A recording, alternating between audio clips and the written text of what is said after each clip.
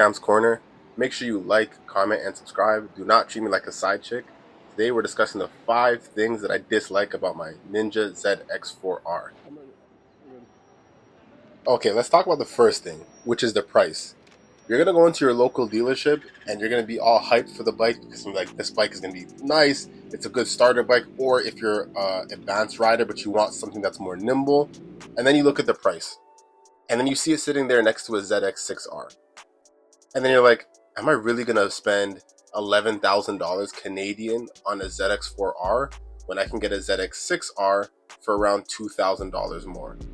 It kind of makes the decision silly to even purchase a ZX4R. And that's one of the main frustrating things I see about the bike. I feel like they overpriced it. It should really be slotted just above a Ninja 500. A Ninja 500 I think is 7,500 Canadian. If the ZX4R was 8,900, it's a perfect bike. That makes sense. But for them to be selling it for $11,000, then you pay your dealer fees, then you pay freight and PDI, shipping and all of that. By the time you look up, you spent $14,000 on a 4-cylinder 400 bike. Now, don't get me wrong, I bought the bike, but I did not buy it brand new. I actually got my bike used for $8,250 with 1,000 kilometers on it. The original owner, great guy, he bought the bike brand new and paid all that, and I was able to get the bike at a steal. Now, if you're getting the bike used, I would say go for it, by all means. But getting it brand new out of the showroom floor, I think is a big mistake. And I think Kawasaki really missed the mark on this. And now you have bikes up and coming like the CBR 400RR, allegedly, that's going to come out and compete with this bike. And I think Honda is going to be smart enough to put it lower than the ZX4R and steal some of their market. Same thing with the R3. Yamaha just released the R9. I highly anticipate them making an R4. I know people are saying that's not going to happen, but I have a strong feeling they're eventually going to do that because the market's there. So that's the first thing that I think is messed up for this bike, is the price versus performance. The amount of money you're spending and the performance you're getting just does not add up if you're buying it brand new. Now, the second thing that I dislike is the high maintenance and the reliability of the bike. Let's first start off with reliability. When I got my ZX4R, the first month in, it needed had a recall for the bike. And then on top of that, the first owner originally did a recall himself. And then it had issues with the clutch. I actually made a video on that. You can go check that out. But it's not very reliable from my experience. And also, I've heard from people that only ridden their bike around 8,000, 10,000 kilometers and they have blown engines. I see on Reddit people 1,000 kilometer engine blown. And I know people are going to say that's anecdotal evidence, but I'm starting to see that really pile up. And what I've noticed is, in terms of the maintenance, if you're going to get this bike, you really need to keep up on your oil changes and the coolant. Because the bike revs to 16,000 RPM and it has no torque low end, you're going to have to wring it out to really go on this thing, right? Unless you want to be just slow and whatever, you don't care, that's fine. But if you really want to ride the bike how it's supposed to be ridden, you need to keep it past 10,000 RPM. That's where the bike is happiest and that's where you're going to get the power. The problem with that is it consistently needs oil changes, coolant changes, and you have to stay on top of it. And that's where I think some people are actually having reliability issues.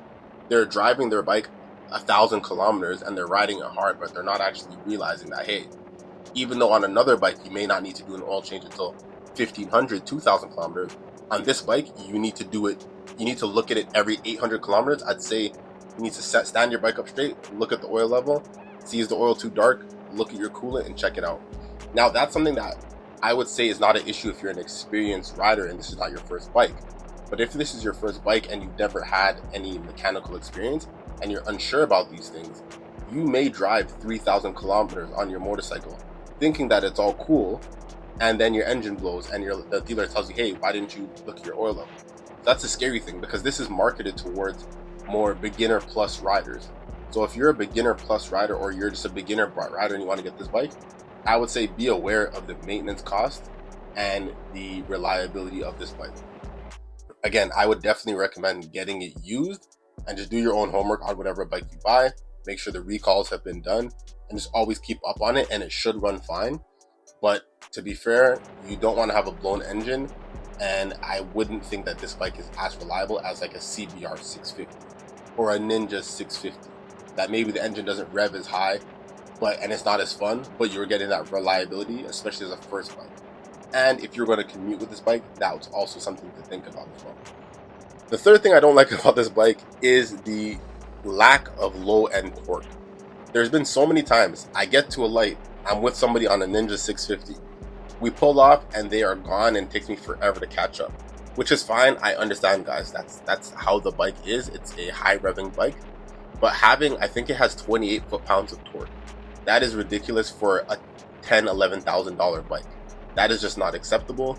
It's just not okay. Not only that, it's like you have to wring the bike out every time just to get anything out of the bike. That's another frustrating part of it, which in some instances is fun, but when you're trying to hit a gap and you're not at 10,000 RPM and you realize you have no power to hit that gap and you can't, it just makes the bike feel like you're not getting your money's worth with the amount that you've spent on that bike, right? So that's one of the things that I would say is something that is very frustrating for me, is the low end torque. Now, I know you can get a tune, which brings me to my next point, and the fourth reason why I don't like this thing I don't like about this bike is that you need to tune the bike. In Canada, it comes restricted, so it only has 55 horsepower. And then when you tune it, I spoke to a tuner and he said he can get it up to 84 reliably. Now the problem with that is I spent $11,000 on this motorcycle.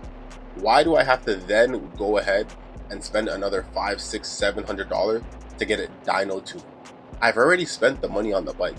What I would prefer them to do is to say, hey, we're gonna restrict it, and then you could bring it to the dealer and the dealer could do it for you. Or hey, here's a free map online. All you gotta do is plug your laptop in, download it onto the computer, and it's good. Or let it update over Wi-Fi and switch the power on. That's fair. But the fact that they're making us go to tuners and spend that additional $400, $500, $600 to get a tune, when in Europe I believe they get it unrestricted, and in Australia I believe they get it unrestricted. That's just not fair for Canadian riders, and I believe American riders as well. So that's the fourth thing that I don't like about this bike, and something that you should consider when buying this bike. Just understand that you are going to have to spend an additional $500, $600 to get the bike to its full potential, which may be cool for some people, but for others, if you're on a budget and you don't want to spend that much money, if you already spent this much money on the bike, that's not something that you might want to look into. And you might want to take a look at a CBR 650, which comes stock with 94 horsepower, which is more acceptable in my opinion. And the fifth and final thing that I hate about my bike, the 2023 Ninja ZX4, is the tires. The tires that it comes with are complete garbage, and for $11,000 you're expecting to get a premium tire or some semi-premium tire. This is supposed to be a super sport bike that you spent $11,000 on plus freight and shipping. You're in around $13,500, $14,000, let's say. You're expecting to get a premium tire at that price, especially because you're buying a 400 and it's supposed to be classified as a super sport, a track weapon. So you're expecting to get a premium tire. That's not unfair to say. And the tire that they give you is just garbage. It does not hold traction, especially in the corners. It's definitely not good for that. It's a decent road tire, I guess, if that's what you're interested in. But if I wanted just a decent road tire, I would have just bought a regular Ninja 400. So that's the last thing I would say I dislike about the bike. And that's another thing that you're going to have to factor in when buying this bike. You will need proper tires. You're going to need some Pirellis or something of that caliber in order to get the full potential out of the bike. Which again, that's where they missed the mark again. I'm spending $14,000 on a bike. I expect premium tires, especially if it's in the super sport class, right? So that's my final reasoning as to what, the things that I don't like about the bike. If you have any questions or comments below, let me know. If you face issues with reliability, or if you're looking into the bike and you have any other questions for me that I can answer, feel free to ask them and I'll answer. Make sure you like, comment, and subscribe. Do not treat me like a side chick. It is free to subscribe. And I'm KamsCorner, and I'm out.